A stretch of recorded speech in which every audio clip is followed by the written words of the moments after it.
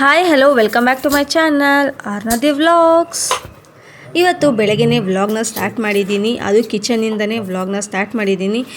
ಈ ಬ್ಯಾಕ್ಗ್ರೌಂಡಲ್ಲಿ ಸ್ವಲ್ಪ ವಾಯ್ಸ್ ಕೇಳಿಸ್ತಾ ಇರ್ಬೋದು, ಏನು ಬೇಜಾರು ಮಾಡ್ಕೊಬೇಡಿ. ನಮ್ಮ ಪಾಪು ಅಂತೂ ತರಲೆ ಮಾಡ್ತಾನೆ ಇರ್ತಾಳೆ.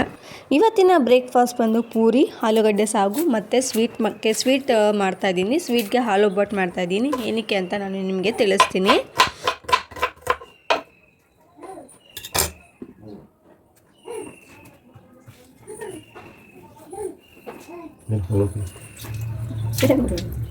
ನಾನು ಬಂದಿರಿ ಹಾಕೊಂಡು ಮಾಡ್ಬಿಟ್ಟು ಅದಕ್ಕೆ ನೋಡಿ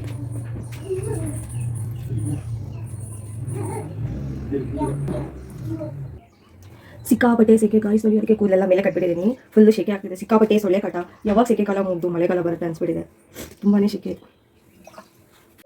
ಎಷ್ಟೇ ಬೇಗ ಎದ್ದು ಟಿಫನ್ಗೆಲ್ಲ ರೆಡಿ ಮಾಡಿಕೊಂಡ್ರೆ ಬೇಗ ಮಾಡಿಬಿಡೋಣ ಅಂತ ಅಂದ್ಬಿಟ್ಟು ಅಷ್ಟರಲ್ಲಿ ನಮ್ಮ ಪಾಪು ಎದ್ಬಿಡ್ತಾಳೆ.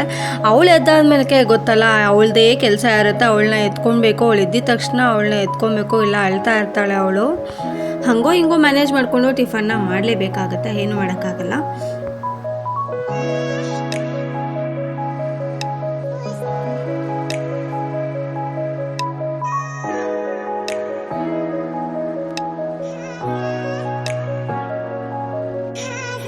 ಹಾಲೊಬ್ಬಟ್ಟು ಸ್ವೀಟ್ಗೆ ಅಂತ ಅಂದ್ಬಿಟ್ಟು ಗಸಗಸೆನ ಇವಾಗ ಹುರ್ಕೊತಾ ಇದ್ದೀನಿ. ಅದು ಚೆನ್ನಾಗಿ ಹಸಿ ವಾಸನೆ ಹೋಗೋವರೆಗೂ ಚೆನ್ನಾಗಿ ಹುರ್ಕೊಳ್ಬೇಕು ಅದನ್ನು. ಅದ್ರ ಜೊತೆಗೆ ಕಾಯಿ ಹಾಕ್ಕೊತಾ ಇದ್ದೀನಿ, ಹಸಿಕಾಯಿ. ನೀವು ಒಣ ಕೊಬ್ಬರಿ ಆದರೂ ಹಾಕ್ಕೋಬೋದು, ಇನ್ನೂ ಟೇಸ್ಟ್ ಚೆನ್ನಾಗಿ ಬರುತ್ತೆ. ನಂತರ ಹಸಿಕಾಯಿ ಇತ್ತು, ಅದನ್ನು ಯೂಸ್ ಮಾಡ್ಕೊತಾ ಇದ್ದೀನಿ. ಹಸಿಕಾಯಿ, ಕಡಲೆ ಹಾಗೂ ಸ್ವಲ್ಪ ಗೋಡಂಬಿ ಮತ್ತು ಬಾದಾಮಿ ಮತ್ತು ಏಲಕ್ಕಿನ ಹಾಕ್ಕೊಂಡು ಇವಾಗ ಇದನ್ನು ರುಬ್ಕೊತೀನಿ.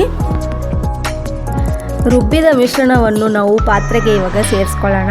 ಪಾತ್ರೆಗೆ ಹಾಕ್ಕೊಂಡು ಬೆಲ್ಲನ ಕರಗಿಸಿಟ್ಕೊಂಡಿದ್ದೆ ಸಪ್ರೇಟಾಗಿ, ಅದನ್ನು ಇದಕ್ಕೆ ಸೇರಿಸ್ಕೊಂಡು ಇವಾಗ ಇದನ್ನು ಚೆನ್ನಾಗಿ ಕುದಿಸ್ಕೊಳ್ಳೋಣ. ಇದು ಚೆನ್ನಾಗಿ ಕುದ್ದಾದ್ಮೇಲೆ ಪೂರಿನ ಮಾಡಿಕೊಂಡು ಇದರೊಳಗಡೆ ನೆನೆಸಿಟ್ಕೊಂಡು ಅದನ್ನು ಸಪ್ರೇಟ್ ಪ್ಲೇಟಾಗಿ ತೆಗೆದಿಟ್ಕೊಂಡು ಆಮೇಲೆ ನೀವು ಸರ್ವ್ ಮಾಡ್ಬೋದು. ತುಂಬಾ ಚೆನ್ನಾಗಿರುತ್ತೆ. ಬಟ್ ಆ ಪಾಕದೊಳಗಡೆ ಚೆನ್ನಾಗಿ ಪೂರಿ ನೆಂದರೆ ಟೇಸ್ಟ್ ತುಂಬಾ ಚೆನ್ನಾಗಿ ಬರುತ್ತೆ. ಈಸಿಯಾಗಿ ನೀವು ಆಲೂ ಒಬ್ಬಟ್ಟನ್ನ ಮಾಡ್ಕೊಬೋದು, ತುಂಬಾ ಟೇಸ್ಟಿಯಾಗಿ ಇರುತ್ತೆ.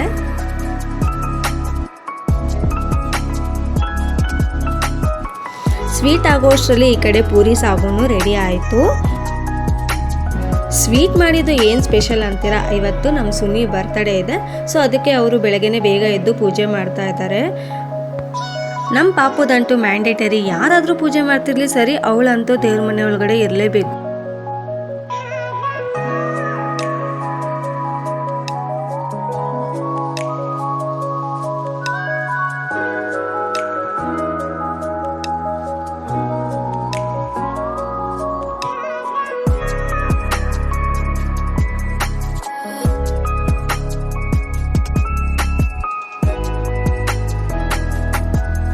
ಸುನಿ ಪೂಜೆ ಎಲ್ಲ ಮುಗಿಸಿ ಬ್ರೇಕ್ಫಾಸ್ಟ್ ಮುಗಿಸಿ ಹೊರಡೋ ಟೈಮಲ್ಲಿ ನಾನಿವಾಗ ಕೇಕ್ನ ಕಟ್ ಮಾಡಿಸ್ತಾ ಇದ್ದೀನಿ. ಅವ್ರಿಗೆ ಈ ಥರ ಕೇಕ್ ಕಟ್ಟಿಂಗ್ ಎಲ್ಲ ಇಷ್ಟ ಆಗೋದಿಲ್ಲ. ಸೊ ನಾನು ಸಿಂಪಲ್ಲಾಗಿ ನಾನೇ ಮನೆಯಲ್ಲೇ ಮಾಡಿರೋ ಅಂಥ ಕೇಕನ್ನೇ ಅವ್ರ ಹತ್ರ ಕಟ್ ಮಾಡಿಸ್ತಾ ಇದ್ದೀನಿ. ಇದನ್ನು ಹೇಗೆ ಮಾಡಿದ್ದೆ ಏನು ಅಂತ ಅನ್ನೋದನ್ನು ಈ ವಿಡಿಯೋದಲ್ಲೇ ನಾನು ಅಪ್ಲೋಡ್ ಮಾಡಿದ್ದೀನಿ, ಚೆಕ್ ಮಾಡಿ ನೋಡಿ, ಫುಲ್ ವಿಡಿಯೋನ ನೋಡಿ. ಹಾಗೆ ನಮ್ಮ ಚಾನಲ್ಗೆ ಯಾರೆಲ್ಲ ಸಬ್ಸ್ಕ್ರೈಬ್ ಮಾಡ್ಕೊಂಡಲ್ಲೇ ವಿಡಿಯೋನ ಹಾಗೆ ನೋಡ್ತಾ ಇದ್ದೀರಾ, ಪ್ಲೀಸ್ ಎಲ್ಲರೂ ಸಬ್ಸ್ಕ್ರೈಬ್ ಮಾಡ್ಕೊಳ್ಳಿ. ಹಾಗೆ ಪಕ್ಕದಲ್ಲೇ ಕಾಣಿಸೋವಂಥ ಬೆಲ್ ಐಕನ್ನ ಕ್ಲಿಕ್ ಮಾಡಿ, ಸೊ ದಟ್ ನನ್ನ ಪ್ರತಿ ವಿಡಿಯೋ ನೋಟಿಫಿಕೇಷನ್ ನಿಮಗೆ ಬರುತ್ತೆ. ಕೇಕ್ ಅಂತೂ ತುಂಬಾ ಚೆನ್ನಾಗಿ ಬಂದಿತ್ತು, ಟೇಸ್ಟು ಅಷ್ಟೇ ತುಂಬಾ ಚೆನ್ನಾಗಿತ್ತು. ಇದು ನೋಡಿ, ಕಟ್ ಮಾಡಾದ್ಮೇಲೆ ಈ ರೀತಿ ಕಾಣಿಸ್ತಾ ಇದೆ, ತುಂಬಾ ಚೆನ್ನಾಗಿತ್ತು. ಇವಾಗ ಕೇಕ್ ರೆಸಿಪಿನ ನೋಡೋಣ. ಕೇಕ್ನ ಹೇಗೆ ಮಾಡೋದು ಅಂತ ಬನ್ನಿ ಇವಾಗ ತಿಳಿಸ್ಕೊಡ್ತೀನಿ. ನಾನು ಕೇಕ್ ಮಾಡಿದ್ದು ಬಂದು ಬ್ರೆಡ್ಡಲ್ಲಿ ಇಷ್ಟು ಐಟಮ್ಸ್ ಬೇಕಾಗುತ್ತೆ ನೋಡಿ ಕೇಕ್ ಮಾಡೋದಕ್ಕೆ. ಬ್ರೆಡ್ಡು ಸೈಡ್ಸ್ ಎಲ್ಲನೂ ಕ್ಲೀನಾಗಿ ಕಟ್ ಮಾಡ್ಕೊಳ್ಳೋಣ. 4 ಸೈಡ್ಸನ್ನು ಕ್ಲೀನಾಗಿ ಕಟ್ ಮಾಡ್ಕೊಳ್ಳೋಣ. ಒಂದು 5 ಸ್ಲೈಸ್ ಬ್ರೆಡ್ನ ನಾನು ಇವಾಗ ತೊಗೊಂಡಿದ್ದೀನಿ ಕೇಕ್ ಮಾಡೋದಕ್ಕೆ ಅಂತ ಅಂದ್ಬಿಟ್ಟು. ಚಾಕ್ಲೇಟ್ನೆಲ್ಲ ಪೀಸ್ ಮಾಡಿಬಿಟ್ಟು ಅದಕ್ಕೆ ಒಂದು 2 to 3 ಸ್ಪೂನಷ್ಟು ಹಾಲನ್ನ ಹಾಕ್ಬಿಟ್ಟು ಅದನ್ನು ಇವಾಗ ಕ್ಲೀನಾಗಿ ಮೆಲ್ಟ್ ಮಾಡ್ಕೊಳ್ಳೋಣ. ಇದು ಬಂದು ಶುಗರ್ ಸಿರಪ್ಪು. ಇವಾಗ ಬ್ರೆಡ್ ಮೇಲೆಲ್ಲನೂ ಶುಗರ್ ಸಿರಪ್ನ ಎಲ್ಲನೂ ಸ್ಪ್ರೆಡ್ ಮಾಡ್ಕೊಳ್ಳೋಣ. ಹಾಗೆ ಅದ್ರ ಜೊತೆಗೇ ನೀವು ಚಾಕ್ಲೇಟ್ನೂ ಸ್ಪ್ರೆಡ್ ಮಾಡ್ಕೊಳ್ಳಿ, ಈಸಿ ಆಗುತ್ತೆ ನಿಮಗೆ. 1 by 1 ಎಲ್ಲ ಬ್ರೆಡ್ಗಳಿಗೂ ಎಲ್ಲನೂ ಚಾಕ್ಲೇಟು ಮತ್ತು ಶುಗರ್ ಸಿರಪ್ನ ಸ್ಪ್ರೆಡ್ ಮಾಡ್ಕೊಳ್ಳೋಣ.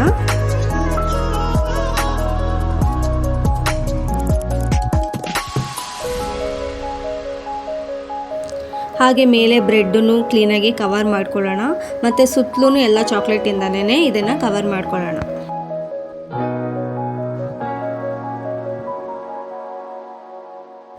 ಓರಿಯೋ ಬಿಸ್ಕೆಟ್ ತೊಗೊಂಡು ಇವಾಗ ಓರಿಯೋ ಬಿಸ್ಕೆಟಲ್ಲಿರೋ ಕ್ರೀಮ್ನೆಲ್ಲ ಸಪ್ರೇಟ್ ಮಾಡಿಕೊಂಡು ಆ ಬಿಸ್ಕೆಟ್ನೆಲ್ಲ ಚೆನ್ನಾಗಿ ಪೌಡರ್ ಮಾಡಿಕೊಂಡು ಮೇಲೆ ಕೇಕ್ ಮಾಡಿದ್ದೀವಲ್ಲ ಆ ಚಾಕ್ಲೇಟ್ ಇದ್ರ ಮೇಲೆ ಇದನ್ನು ಎಲ್ಲನೂ ಸ್ಪ್ರೆಡ್ ಮಾಡ್ಕೊಳ್ಳೋಣ ಕ್ಲೀನಾಗಿ.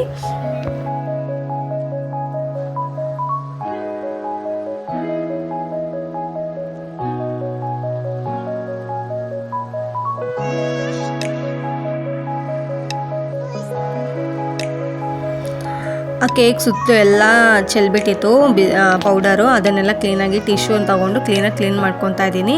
ನೋಡಿ ಓರಿಯೋ ಬಿಸ್ಕೆಟಲ್ಲಿರೋ ಕ್ರೀಮ್ನ ಬಳಸ್ಕೊಂಡು ನಾನಿಲ್ಲಿ ರೋಸ್ನ ಮಾಡ್ಕೊಂಡಿದ್ದೀನಿ. ಹಾಗೆ ಡೆಕೋರೇಷನ್ಗೆ ಅಂತ ಸ್ವಲ್ಪ ಜಮ್ಸ್ನ ಡೆಕೋರೇಟ್ ಮಾಡಿದ್ದೀನಿ ಅಷ್ಟೇ. ಇಷ್ಟಕ್ಕೆ ಸಾಕು, ಈಸಿಯಾಗಿ ನೀವು ಕ್ವಿಕ್ಕಾಗಿ ಕೇಕ್ನ ರೆಡಿ ಮಾಡ್ಕೋಬೋದು. ಟೇಸ್ಟೂ ಅಷ್ಟೇ ತುಂಬಾ ಚೆನ್ನಾಗಿರುತ್ತೆ. ನನಗಂತೂ ತುಂಬಾ ಇಷ್ಟ ಆಯಿತು. ಇವತ್ತು ಸುನಿ ಬರ್ತಡೇ ಇರೋದ್ರಿಂದ ಸರಿ ಆಯಿತು, ಆಚೆನೇ ಊಟ ಮಾಡೋಣ ಅಂತ ಅಂದ್ಬಿಟ್ಟು ನೈಟ್ ಡಿನ್ನರ್ಗೆ ಅಂತ ಇಲ್ಲೇ ಹೋಟೆಲ್ಗೆ ಹೋಗ್ತಾ ಇದ್ದೀವಿ. ಸೆಲೆಬ್ರೇಷನ್ ಮಾಡೋಕ್ಕೆ ಅಂತ ಅಂದ್ಬಿಟ್ಟು ಏನಾದರೂ ಒಂದು ಅಕೇಶನ್ಸ್ನ ಹುಡುಕೊಂತಾನೆ ಇರ್ತೀವಿ ಅಲ್ವಾ. ಅಕೇಶನ್ ಯಾವುದಾದ್ರೆ ಏನಂತೆ, ಸೆಲೆಬ್ರೇಷನ್ ಈಸ್ ಇಂಪಾರ್ಟೆಂಟ್. ಸೆಲೆಬ್ರೇಷನ್ ಜೊತೆಗೆ ನಾವು ಖುಷಿಯಾಗಿರೋದು ತುಂಬಾ ಇಂಪಾರ್ಟೆಂಟ್ ಆಗುತ್ತೆ. ಇರೋದು ಒಂದೇ ಜೀವನ, ಇರೋದು ಸ್ವಲ್ಪ ದಿವಸನೇ. ಯಾರಿಗೆ ಗೊತ್ತು ಇವತ್ತಿರೋರು ನಾಳೆ ಇರೋದಿಲ್ಲ. ಸೊ ನೋ ಬಿ ಹ್ಯಾಪಿಯಾಗಿ ಇರಬೇಕಷ್ಟೆ. ಇರೋದ್ರಲ್ಲೇ ಖುಷಿಯಿಂದ ನೆಮ್ಮದಿಯಿಂದ ಇದ್ದರೆ ಅಷ್ಟೇ ಸಾಕು. ಕಷ್ಟ ಅನ್ನೋದು ಪ್ರತಿಯೊಬ್ಬರು ಲೈಫಲ್ಲೂ ಬಂದೇ ಬರುತ್ತೆ. ಅವ್ರ ಟೈಮ್ ಚೆನ್ನಾಗಿದ್ದರೆ ಅವ್ರ ಲಕ್ಕು ಸಹ ತುಂಬಾ ಚೆನ್ನಾಗಿರುತ್ತೆ. ಇವಾಗ ನಾವು ಹೋಟೆಲ್ನ ರೀಚ್ ಆದ್ವಿ. ಇವಾಗ ಒಳಗಡೆ ಹೋಗೋಣ.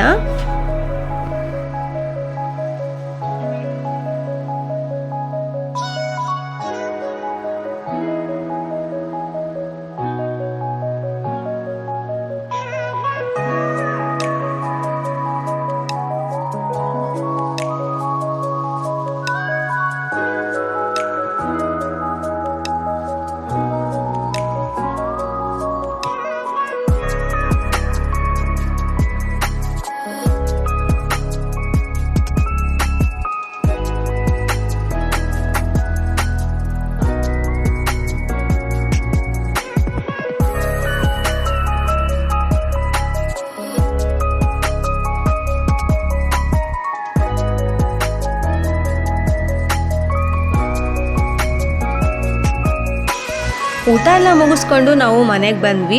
ಇವತ್ತಿನ ವ್ಲಾಗ್ ನಾನು ಇಲ್ಲಿಗೆ ಮುಗಿಸ್ತಾ ಇದ್ದೀನಿ. ಮತ್ತೆ ನಾನು ನೆಕ್ಸ್ಟ್ ವಿಡಿಯೋದಲ್ಲಿ ಸಿಗ್ತೀನಿ. ಅಲ್ಲೇ ತನಕ take care, bye. Please subscribe ಮಾಡ್ಕೊಳ್ಳಿ. ಬಾಯ್.